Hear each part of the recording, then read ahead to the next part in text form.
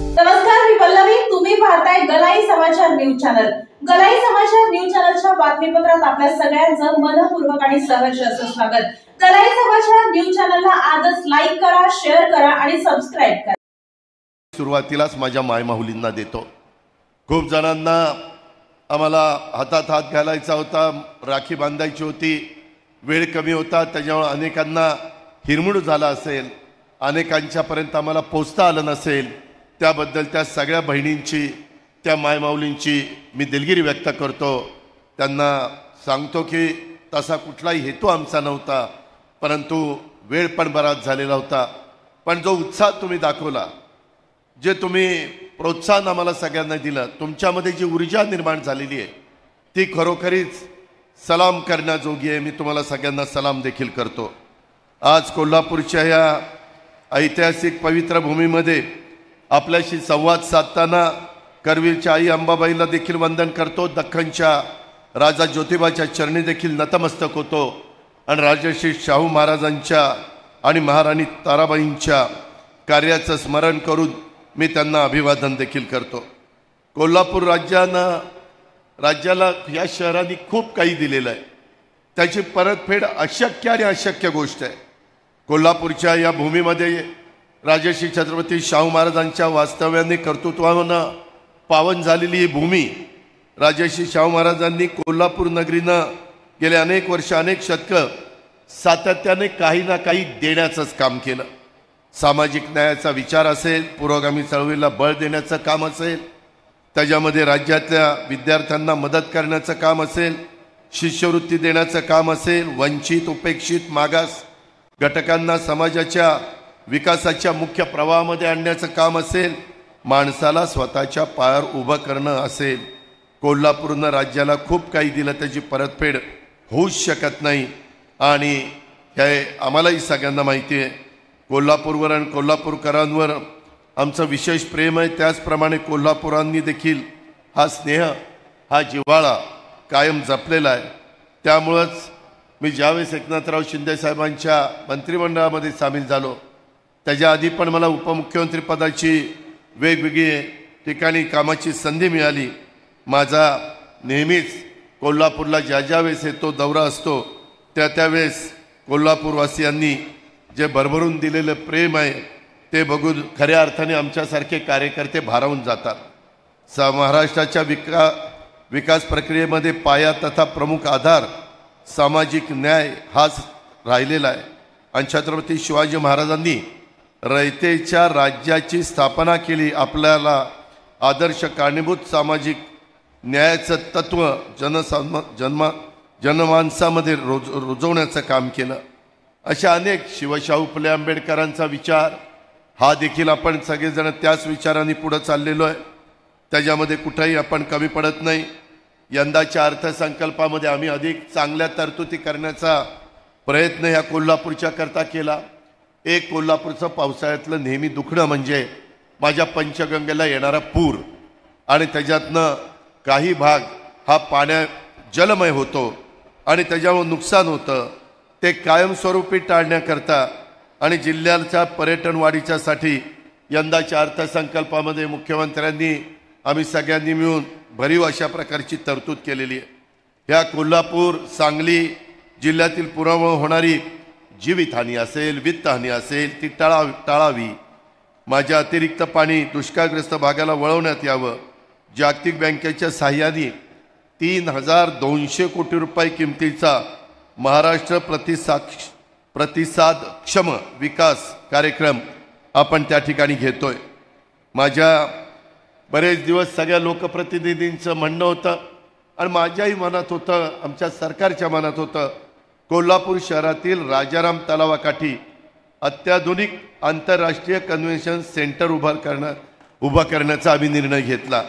कोल्हापूरकरांना अजून तुम्हाला अंदाज येईना, झाल्यावर तुम्ही म्हणाल की खरंच या युतीच्या शासनाने काय आपल्याला दिलं. त्याकरता 250 कोटी रुपयाची आवश्यकता भासणार आहे आणि तेही काम आम्ही पूर्णत्वाला नेणार आहे. फार सुंदर प्लॅन झालेला आहे आणि उद्याची पुढची 50 वर्ष डोळ्यासमोर ठेवून आम्ही कोल्हापूरवासियांना हे कन्व्हेन्शन सेंटर त्या ठिकाणी देतोय. ज्योतिबा मंदिर परिसर असेल, त्याच्या आजूबाजूच्या डोंगराच्या परिसरातील गावांचा विकास असेल, त्याचा आराखडा आपण तयार केला आहे.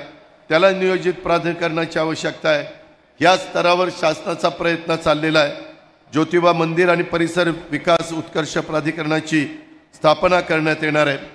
कोल्हापूरमध्ये इतके तरुण मुलं मुली कोल्हापूरचा नावलौकिक वाढवतात, महाराष्ट्राचा वाढवतात, माझ्या भारत देशाचा वाढवतात. आत्ताच पॅरिस ऑलिम्पिकमध्ये 50 मीटर रायफल 3 पोझिशन प्रकारात देशाला कांस्य पदक जिंकून देणारा आपल्या महाराष्ट्राचा, आपल्या कोल्हापूरच्या मातीतला नेमबाज स्वप्नील कुसाळे याचं मी सर्वप्रथम मनापासून अभिनंदन करतो. आणि नेमबाज स्वप्नीलच्या रूपानं महाराष्ट्राला एक होतकरू गुणवंत खेळाडू दिल्याबद्दल स्वप्नीलच्या आईवडिलांचं, तुम्हा कोल्हापूरवासियांचं मनापासून अभिनंदन करतो. तुम्हाला धन्यवाद देखील देतो. तुम्ही अतिशय उत्तम प्रकारे त्याचं स्वागत केलं, त्याचाही आम्हाला अभिमान आहे. आज कांस्य पदकाला गवसणी घालण्याची कामगिरी करणारा स्वप्नील आज राज्य सरकारतर्फे देखील त्याला भरीव अशा पद्धतीचं पारितोषिक दिलं जाणार आहे. आणि ह्याच्यातूनच एक मध्ये दुःखद घटना घडली. संगीत सूर्य केशवराव भोसले नाट्यगृह हे दुर्दैवाने आगीच्या भस्मसात झालं. स्वतः मुख्यमंत्र्यांनी धावता दौरा केला, मी तिथं भेट दिली. आम्ही चांगले आर्किटेक्ट दिलेत, सुनील पाटील आणि आबा लंबा, त्या येतील, त्याचा प्लॅन तयार करतील. ज्याचा प्लॅन असेल, मी मुख्यमंत्री उपमुख्यमंत्र्यांच्या साक्षीनं सांगतो की हे कोल्हापूरवासियांचं वैभव आहे आणि हा एक सांस्कृतिक ठेवा कोल्हापूरचा नाही, महाराष्ट्राचा संपूर्ण हा सांस्कृतिक ठेवा नष्ट झालेला आहे. आणि त्याच्यामुळं ह्या अनेक कलाकारांचं, राज्यभर कलाक्षेत्रामध्ये काम करणाऱ्यांचं या नाट्यगृहाशी एक वेगळं नातं आहे. माझ्यासारख्या राजकीय सामाजिक क्षेत्रात काम करणाऱ्या कार्यकर्त्याला सुद्धा या वास्तूबद्दल विशेष जिव्हाळा आहे. त्याच्यामध्ये जे काही लाकडी काम झालेलं आहे, जे बारीक काम झालेलं आहे, ते जसंच्या तसं करण्याच्या करता लाकडी काम, दगडी काम, सिसम, त्याच्यामध्ये जो काही त्याच्यात अंतर्भाव केला गेला पाहिजे, तो अंतर्भाव करण्याच्या करता हे राज्य सरकार कुठल्याही प्रकारचा निधी कमी पडू देणार नाही, हा शब्द राज्याच्या मुख्यमंत्र्यांनी पण दिलेला आहे. मी देखील अर्थमंत्री म्हणून देतो. मात्र हे काम लवकर झालं पाहिजे अशी आपल्या सगळ्यांचीच इच्छा आहे. कोल्हापूर जिल्हा नैसर्गिक, आध्यात्मिक, औद्योगिक, शैक्षणिक, सांस्कृतिकदृष्ट्या संपन्न समृद्ध जिल्हा आहे आणि कोल्हापूरची क्रीडा संस्कृती ही देशभर परिचित आहे. आपल्या सर्वांच्या सहकार्याने कोल्हापूरच्या सर्वांगीण विकासाच्या करता शासन कटिबद्ध आहे. खूप मोठी यादी आहे. तुम्हाला मेडिकल कॉलेज दिलं आहे, आता नवीन तुम्हाला आयुर्वेदिक कॉलेज दिलं आहे. अनेक गोष्टी राज्य सरकारने ह्या कोल्हापूरवासियांच्या करता केलेल्या आहेत. श्री करवीर निवासी अंबाबाई देवस्थानचा देखील सर्व सोयीयुक्त 1400 कोटी रुपयाचा विकास आराखडा आपण मंजूर केलेला आहे. अशा पद्धतीनं कोट्यवधी रुपयाची कामं आपण कोल्हापूरवासियांच्या करतो आणि ते आमचं कर्तव्य आहे, ते आमचं काम आहे. हे काम करणारं सरकार आहे, हे विकास करणारं सरकार आहे, हे वेळ काढूपणा करणारं सरकार नाही. आज मात्र या एवढ्या प्रचंड महिला इथं जमलेल्या आहेत, मायमाऊली जमलेल्या आहेत. आज जी काही योजना तुम्हाला दिलेली आहे, तुमच्या अकाउंटला पैसे पण यायला सुरुवात झालेली आहे.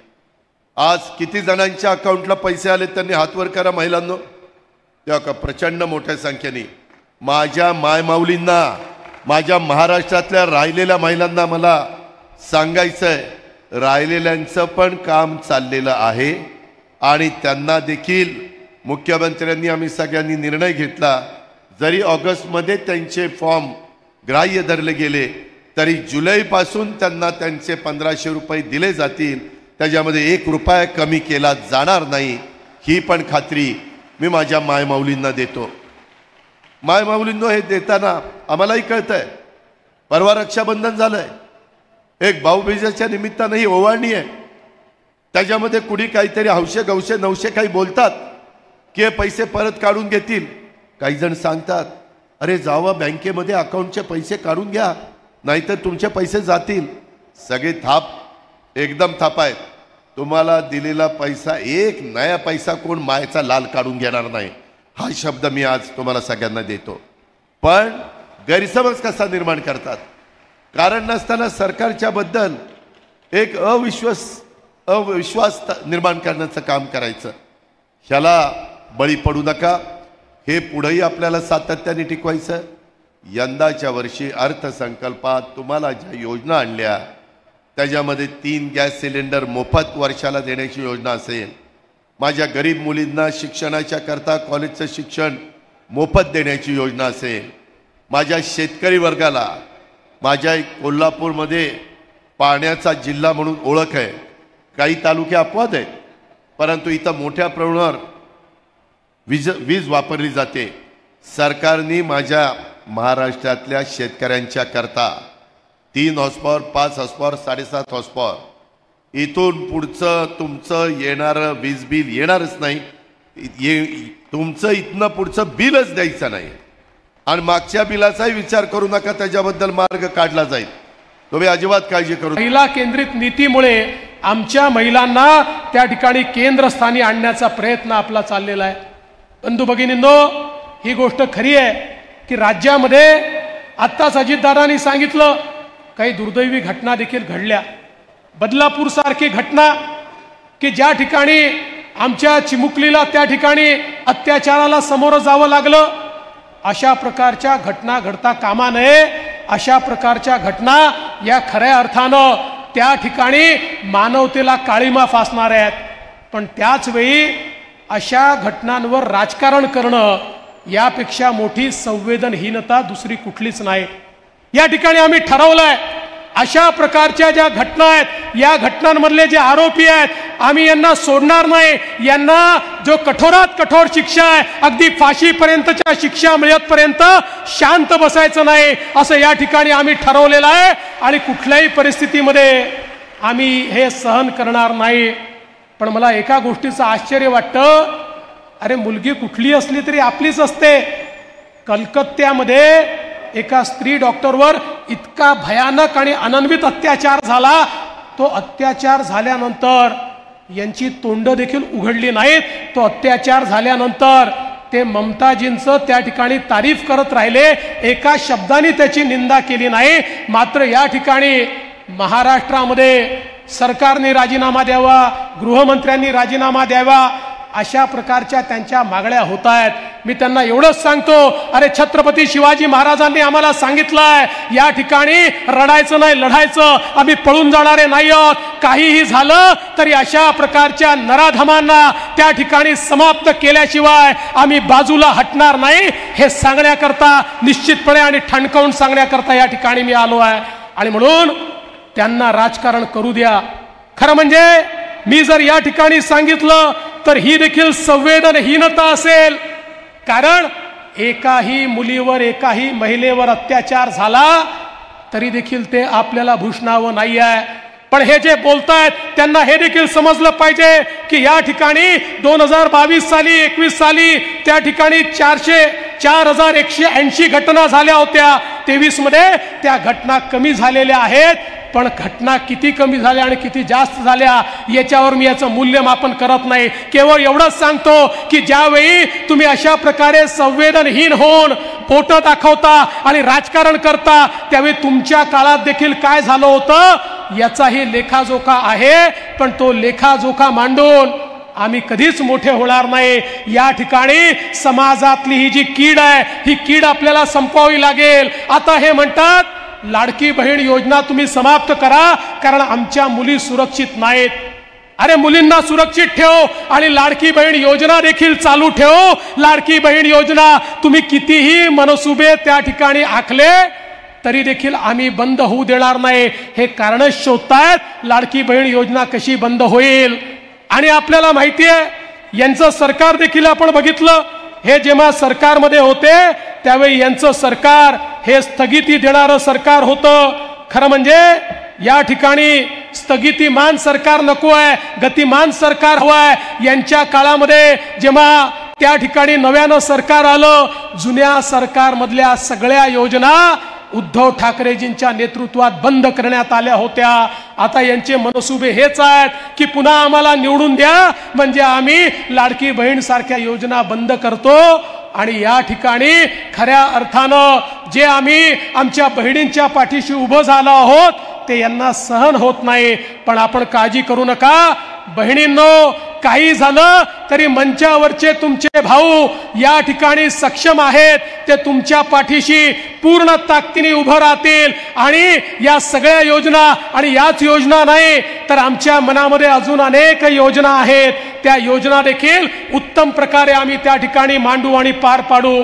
आत्ताच अजितदादांनी सांगितलं आमच्या शेतकऱ्यांकरता त्या ठिकाणी आम्ही विजेचं बिल माफ केलेलं आहे. आणि आता आपल्याकडे ज्या उपसा सिंचन योजना आहेत, या उपसा सिंचन योजनांना देखील त्या ठिकाणी आम्ही आता योजना आणून त्यांना सोलरवर आणतो आणि त्याचा खर्च देखील अतिशय कमी करायचा आणि शेतकऱ्यांवर त्याचा बोजा पडणार नाही. ज्या सहकारी योजना आहेत त्यांना देखील त्या ठिकाणी सोलरवर आणायचं आणि त्या माध्यमातून त्या शेतकऱ्यांवर देखील बोजा पडणार नाही. अशा प्रकारची योजना आपण आणलेली आहे आणि 12,500 मेगावॅट सोलारचं काम आपण सुरू केलेलं आहे. येत्या 2 वर्षामध्ये आमच्या शेतकऱ्यांना 365 दिवस दिवसा वीज देण्याचा आमचा निर्णय आहे आणि तीही मोफत वीज आम्ही द्यायला सुरुवात केलेली आहे. आमचा जो कष्ट करणारा शेतकरी आहे, जो आपल्या शेतीमध्ये राबतो, हाडाचं काढं करतो, रक्ताचं पाणी करतो, त्या शेतकऱ्याच्या पाठीशी हे आपलं सरकार उभं आहे. बंधू भगिनींनो, आज आमच्या लाडक्या बहिणी या ठिकाणी आहेत, अनेक लाडके भाऊ बाहेर उभे आहेत. त्यांना आतमध्ये बसायला जागा मिळाली नाही कारण हा बहिणींचा कार्यक्रम होता. पण आमच्या मुख्यमंत्र्यांनी लाडक्या भावांना देखील रिकामं ठेवलेलं नाही. आज आपण शिका आणि कमवा सारखी योजना सुरू केली आहे. आमच्या भावांना त्या ठिकाणी अप्रेंटिसची योजना आहे, ज्यामध्ये 10,000 रुपयापर्यंत त्यांचा पगार राज्य सरकार देत आहे आणि नंतर त्यांना त्याच ठिकाणी नोकरी मिळेल किंवा त्या एक्सपिरियन्सच्या भरोशावर अन्यत्र कुठे नोकरी मिळेल. अशा प्रकारे आमच्या भावांच्या हाताला काम देणं ही देखील आमची प्राथमिकता आहे. आणि म्हणून मी तुम्हाला एवढंच सांगतो, कोणी कितीही टीका केली तरी हे तुमचं सरकार आहे, तुमच्या भावांचं सरकार आहे. हे सरकार जनतेकरता, बहिणींकरता, भावांकरता, रयतेकरता काम करतच राहील हा विश्वास तुम्हाला देतो आणि माझं बोलणं संपवतो. धन्यवाद. जय हिंद, जय महाराष्ट्र.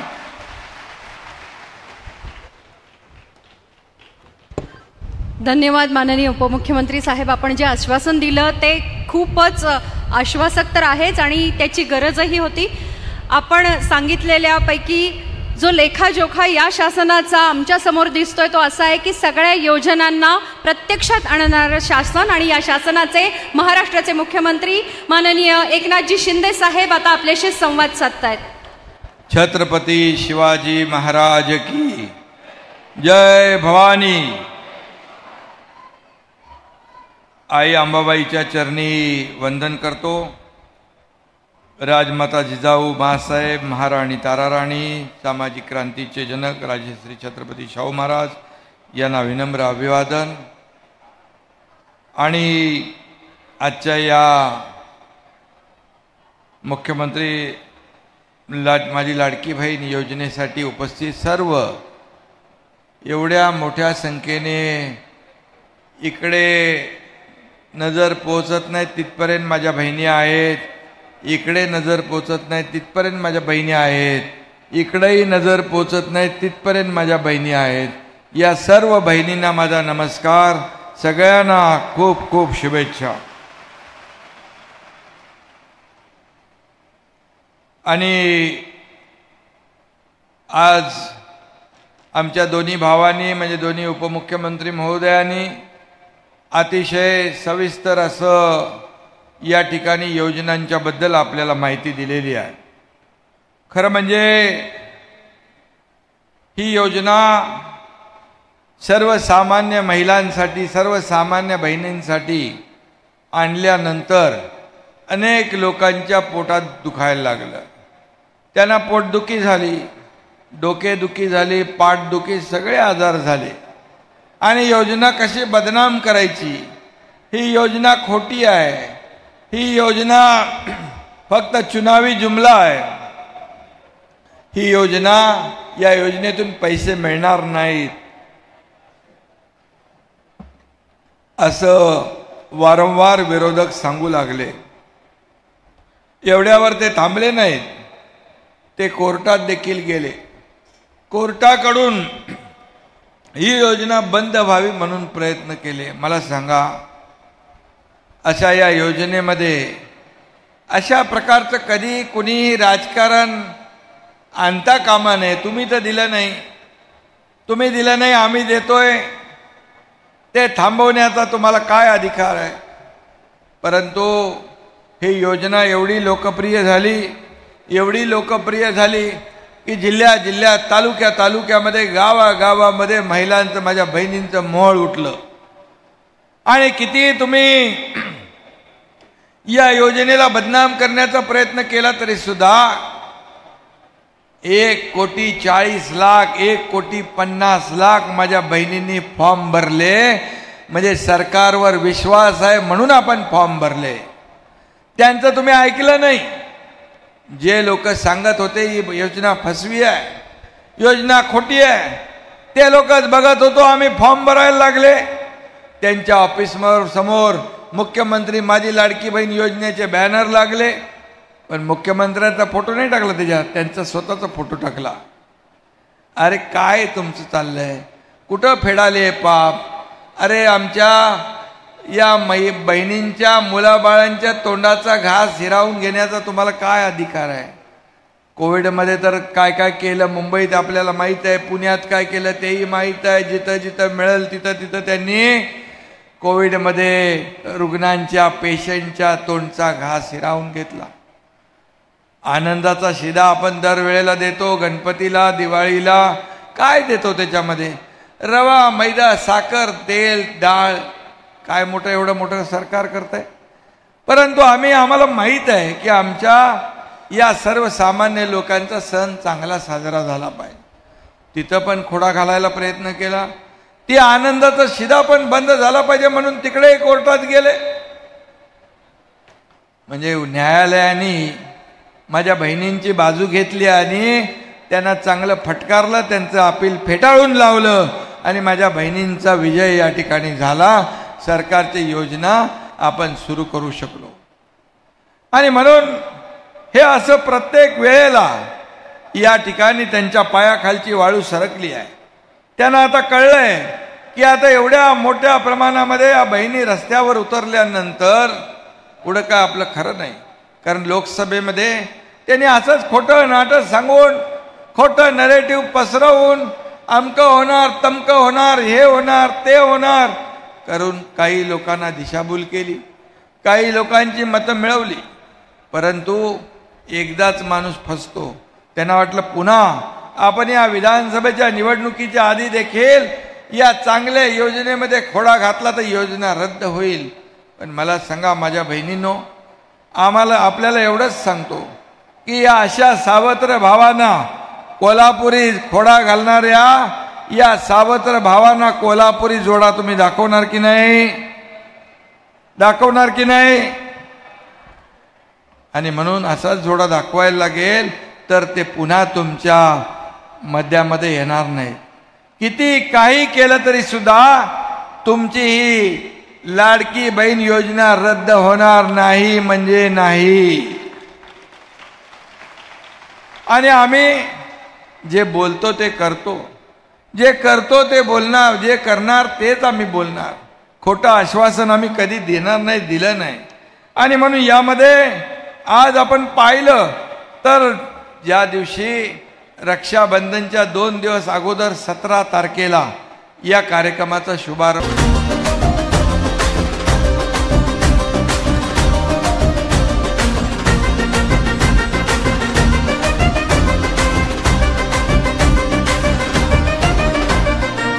संसाराची आता चिंता मिटू दे, चेहऱ्यावरी तुझ्या हसू फुटू दे. निर्धाराने चाल तुझी वाट, तू जीवनात आनंदाची लहर उडू दे. आता येतील सुखाचे दिस, नको होऊस मनी उदास. आहे सरकार पाठी तुझ्या, आहे जनकल्याणाचा आहे ध्यास. मिळतील आता तुला सुखाचे 2 घास, तुझ्या जगण्याला मिळे चालना. आली आली लाडकी बहीण योजना, मुख्यमंत्री माझी लाडकी बहीण योजना, मुख्यमंत्री माझी लाडकी बहीण योजना, मुख्यमंत्री माझी लाडकी बहीण योजना।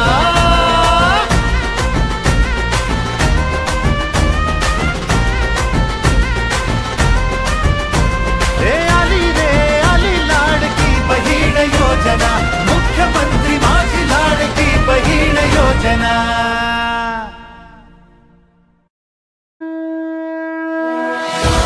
सर्वभूतेषु शक्तिरूपेण संस्थिता नमस्तस्यै नमस्तस्यै नमस्तस्यै नमो नमः। लेख लक्ष्मीचे पाऊल गुण गाथा गाऊ किती तुला कर्तव्याची जाण होई संसार सारथी माय ममतेचा सागर कधी होई रणरागिणी नारी नवलाईची कथा नवदुर्गा धरतीवरी कोण कौतुकाचा टिळा तुझ्या लावू कपाळाला हा मुजरा मानाचा नारी शक्तीला हा मुजरा मानाचा नारी शक्तीला।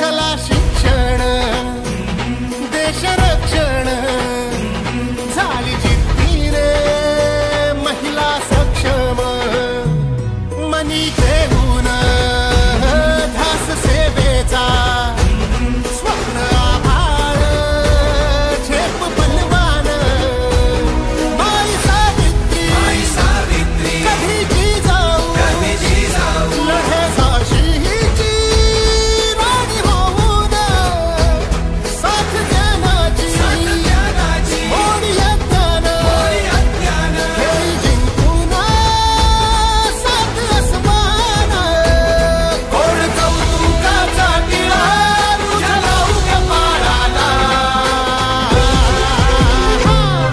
हा मुजरा मानाचा नारी शक्तीला हा मुजरा मानाचा नारी शक्तीला।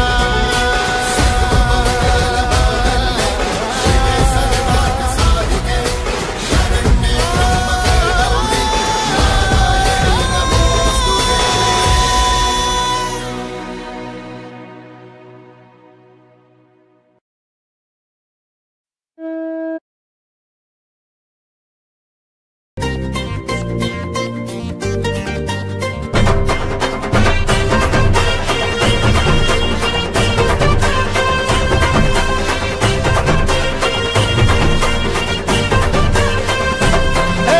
थाटात माटात आणि रूपाबात करून तयारी साधी लाडकी बहीण खंबीरपणान जगात ठरेल भारी।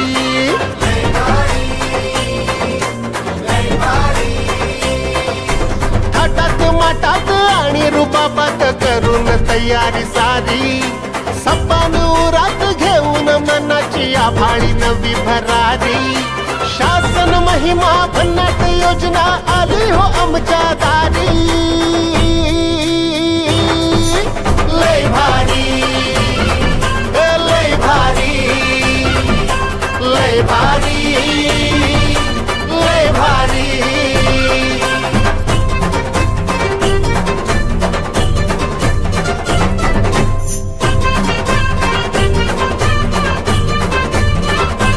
हा 1500 रुपये खात्यात महिन्याला येणार लाडक्या बहिणीच्या सुखाचा आधार होणार पदर गाठीला हक्काचे रुपये उरणार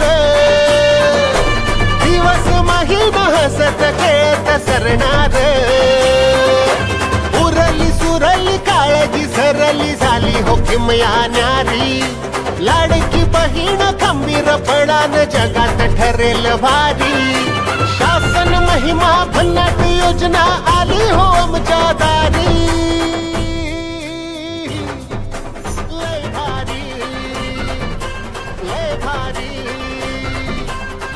भारी आपले महाराष्ट्राचे लाडके मुख्यमंत्री साहेब नामदार एकनाथजी शिंदे साहेब आणि त्यांच्याबरोबर उपमुख्यमंत्री माननीय अजितदादा पवार साहेब आणि उपमुख्यमंत्री देवेंद्रजी फडणवीस साहेब यांचं आगमन झालंय. आपण टाळ्यांनी स्वागत करूया. स्वागत. आपण मोबाईलचे टॉर्च सगळ्यांनी ऑन करायचे आहेत आणि मुख्यमंत्री साहेबांना मानवंदना द्यायची, पण त्याआधी आपल्या ठरलेल्या क्रमाप्रमाणे प्रतिमा पूजन करण्यासाठी मी सर्व मान्यवरांना विनंती करते की त्यांनी प्रतिमा पूजन करावं. स्त्री शक्तीचा सन्मान राष्ट्रमाता जिजामाता महाराणी ताराराणी पुण्यश्लोक अहिल्याबाई होळकर क्रांतीज्योती सावित्रीबाई फुले आणि माई रमाबाई आंबेडकर या सगळ्यांच्या स्त्री शक्तीच्या प्रातिनिधिक प्रतिमा तिथे आहेत, ज्याचं पूजन आता मुख्यमंत्री साहेबांच्या आणि उपमुख्यमंत्री साहेबांच्या आणि इतर मान्यवरांच्या हस्ते होत आहे. प्रतिमांचं पूजन हे